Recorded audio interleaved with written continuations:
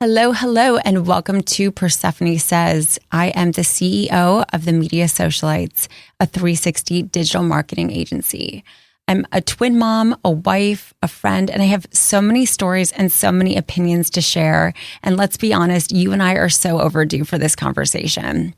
I have found that as I've been building my business and on this journey called life, I've been craving a safe space for so long to share truths that just don't feel appropriate for a TikTok series or an Instagram post. So here you can expect unfiltered conversations about everything from the reality behind building a very fast growing business with a bunch of Gen Zers, what it's like working with my spouse. Eddie will be here from time to time. And what it's like working with family members and friends and the challenges and again, just the reality.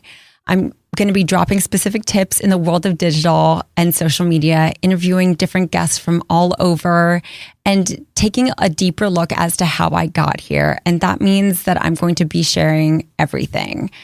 No holds barred. That includes the Munchausen by proxy that I had to navigate as a child. You see how I just dropped that in so casually at the end? That's exactly what you should expect week over week. So join me each week for informal chats in hopes that you can have fun, laugh, learn, and feel seen, and we will chat soon. Hello. So as I've been thinking about where to start, I figured I needed to kind of start from the beginning. And the beginning for me kind of starts at when I started my business and why I even decided to go in that direction. And I feel like that journey in and of itself will help you understand how I've arrived here, the different moves that I've made, and certain pieces that have completely shifted me. And again, just kind of how I've flown through life. So I started the Media Socialites as a complete side hustle. And you should know that. I'm going to Tarantino that for you because I think it was 8 years ago and it was when people weren't doing that. It was like frowned upon, quite frankly. I worked at Wedding Wire and The Knot. I was one of their first employees and I found my way up in partnerships and community management. I just did a bunch of different roles there and found that I was looking for something. I was looking to push boundaries, but I had so much red tape and I didn't like the red tape. I always felt like I was a black stallion that just needed to have no boundaries and have no rules in the sense that I wanted to do what was best for my clients, no matter if that was a pain in the ass for the company, if that meant more hoops to jump through. And I just didn't feel like I was getting poured into the way that I was pouring out. And so during that time, I guess 12 years ago or so, a friend of mine came to me. He had a sunglass company. It was called Headbro, so random, Headbro. And he was looking for someone to help from a marketing perspective. And I was looking to learn a little bit about social media at that time. It was, not to date myself, but it was at the time where Instagram was just kind of rolling in, Twitter was happening, Pinterest was happening, but that was pretty much the big three at the time. And I wanted to learn without, I was trying to learn on my own through podcasts and such, but I didn't know what I didn't know. And I wanted to learn by doing. And it gave me the perfect sandbox to play around and fuck up and not have any sort of real repercussions because it was our brand. So I was the voice behind a fraternity-based sunglass company for many years. And I figured, well, if I can write for a bunch of bros, if I can be convincing and create content for a bunch of bros, then I'm sure that I could do that and mold my voice and my sound and my tone for a bunch of different brands, I figured. And so at that same time, and mind you, again, I'm still working for Wedding Wire and The Knot, actually just Wedding Wire at the time. I created an account called Bridal Vogue, and it pissed off basically my full-time job's entire marketing, team, because I just knew that I could do it better than they could. And I know how obnoxious that sounds. And it was just as obnoxious in practice. I wasn't exactly the same person as I am today.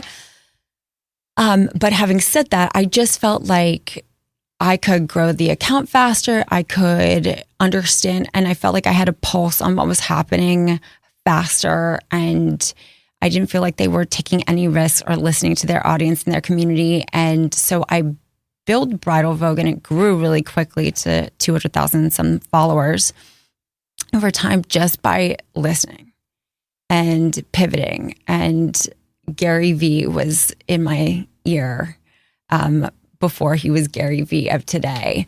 I was just being a practitioner of the things that he was suggesting. And he used to give very actionable tips and feedback. And so I would like take that, listen to it by day, and execute by night. And he always said that you needed to be a practitioner and you needed to be an executor. And so that's exactly what I did. And as the page started to grow, I felt like there was something there. And I knew I was playing with fire. And at this point, I have my full-time job, I have Head Bro, and I have Bridal Vogue. And I had a great job. I have to say, like, it was an incredible position, and it was incredible, almost like business within a business. And so I'm grateful for that experience. But I just felt like there was more, and I was in sales and I was pitching a lot for marketing, and the two weren't really coming together. They weren't playing nicely. And so as Head Bro kind of started to die down, I just figured, okay, well, what if I just tried to push the limits? What if I just kept pushing content out there, growing this, listening, and then approaching brands and seeing if maybe I could not just do sponsored posts, because I was a faceless brand at the time, but also what if I were to approach certain brands and handle their social media? And so I was charging $300 a month. And I started to approach brands knowing that my very cushy, wonderful job, I was putting it on the line. But I also knew that if I maintained, my great performance, that at some point, and also simultaneously was building this up, that at some point it would hit a point where if I was putting one in jeopardy, the other one would kind of be able to handle it. Because I had just figured, okay, how far can I push this? How far can I push the limits until, I don't know, something breaks or I just reach new heights? So that's exactly what I did. And I feel like at some point I was kind of like playing with a flame, because I started to, and I'm not suggesting, by the way, going about it like this, and transparently, I would be pissed. And I understand that now. As an employer, how much I probably pissed people off, but I just felt like boxed in, and at my previous employer, and I just needed something. I needed an out. And at the time, I was struggling to get pregnant, and then even during my pregnancy, I just felt like I needed a creative outlet, and this was that. And I figured, okay, God forbid something were to happen at my full-time job, at least I'm building something else that I own, that no one can take from me. And as there were some structural changes happening, acquisitions happening, I could feel the writing was on the wall, and the walls were starting to close in on me, and my role was changing, and my accounts were changing, and they were trying to go negotiate some bullshit with me that didn't make any sense.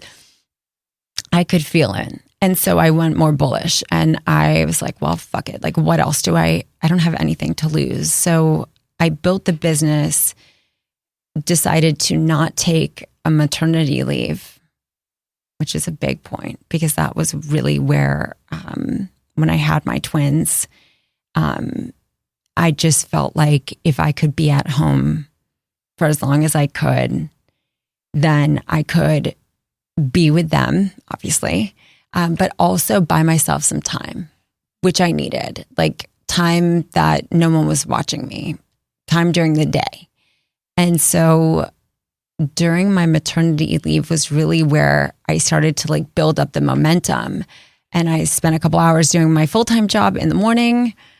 And then, of course, while they were awake, my twins were awake, they were awake. And then while they napped, I worked on my side hustle, just approaching businesses, taking, virtual calls, just posting, approaching, DMing as much as possible until $300 became $1,200. And I was like, okay, how many accounts do I need to be charging $1,200 a month that could supplement my salary, plus commission, and doing the math so that I could get to that point so that I could make the decision on my own to leave. It was a lot to be juggling. And honestly, it sounds fucking psychotic, but I was born into an entrepreneurial spirit, quite frankly. My dad is an entrepreneur, self-made immigrant. And so for me, that's my example. And there's no other option but to succeed. Like there is no other path but success. And especially when you have these two little babies in front of you, it's like, I was tired, but I was so fucking focused. And so I kept pushing. And I think I was home for about 6 months, working from home for about 6 months, and only had to come in like once a week or something, and built it until I knew it was time. And that was May 2017. And they, meaning my former employer, told me that I needed to shut down all of my Instagram accounts, which I was like, it's not going to happen. At that point, I had also launched a blog. So I was just testing out a bunch of digital channels so that I could control and practice on, so that then I could take those learnings and apply them with my clients. Same thing with Bridal Vogue, same thing with my account. As many accounts as I could play with that, again, there was no consequences other than learning and being a practitioner. That was the plan. So yeah, they called me and they were like, we need you to shut your accounts down that they had known about for many years. And also you're going to get an incredible pay raise, which means I was like probably massively underpaid, but that's neither here nor there. And they were going to cut my commission. And I was like, I'm not I'm a numbers person, but okay. So my husband and I decided to go to France. This is the true story. Go to Paris for 72 hours, see and experience as much as we can in 72 hours. Because again, our boys were like 9 months old and we had not gotten away like that. My parents were gracious enough to come and step in. And then on the way home, I put in my notice, and like guns ablaze the day I was done, I just ran. And I feel like I haven't stopped fucking running since. But it just has been a wild ride, because soon thereafter I got into a car accident. I had a concussion. I needed to work through that as my business was doing this. And I mean, there was a period of time in there where I was telling Eddie, my husband, to write copy, read it back to me, and then share it with our client, because we didn't have any systems or anything at that point. Everything was pretty much done through text message, which is like so crazy. And until my brain was okay, and then, fully regained my normal pace. Then, of course, COVID happened. And at this point, my husband and I had been trying to figure out our paths together, because, again, another layer to the backstory. As I was teaching myself social, he comes from a software, I say like nerdy background, software tech sales background. And I say like the least sexy, least beautiful things he was into. And I was into the beautiful creative and strategy pieces and sales side and business side and the visionary and what have you. it's nice yin and yang. And so we decided, okay, well, what if he were to be involved in some capacity? Can we make that work? How would this look? And he was taking on his own clients. Like, it's so embarrassing to say, but at some point he was, and this was like, as we were really, really building, he was managing a bunch of clubs in DC, which made no sense because we were parents, young parents at that point, definitely not going clubbing, but like he was the face and the voice. He was the face and the voice behind a bunch of clubs in DC, all of them actually. And I was like, that just feels like, okay, if you're managing accounts, I feel like there could be more friction there. There just felt like there could be more friction over time. So where could we create a path for you and a path for me that are different but helpful to the business, that we could actually do this? And he taught himself performance marketing. He taught himself email marketing. He taught himself all of the pieces that I had not just no idea, but also no interest in exploring, but I knew was important. And he learned them. And he was supposed to quit his job March of 2020. Obviously, it took a little bit longer. So it was January 2021. But it's been since then, working together, a wild ride. Because at that point, we went from 5 employees to 10 employees to 40 to 60 to 80 really fucking fast. And though my dad is an entrepreneur and he has owned several businesses, he's really been my only mentor and my only person to help guide. And, we've avoided some mistakes, but I've also made a fuck ton of mistakes because I didn't have a point of reference of anyone else, and still looking for those people around me that are going through a similar, trajectory, or they're on a similar trajectory and also have experience on things to avoid. So here we are. That's kind of where we are today. And I'm excited to share some of those pitfalls with you because last year was so hard in so many ways, but on a business side of things, I felt like I got my PhD in being a CEO. And I want to share it because I don't think that people talk enough about the ugly, shitty things that happen, that I can't share it on social media.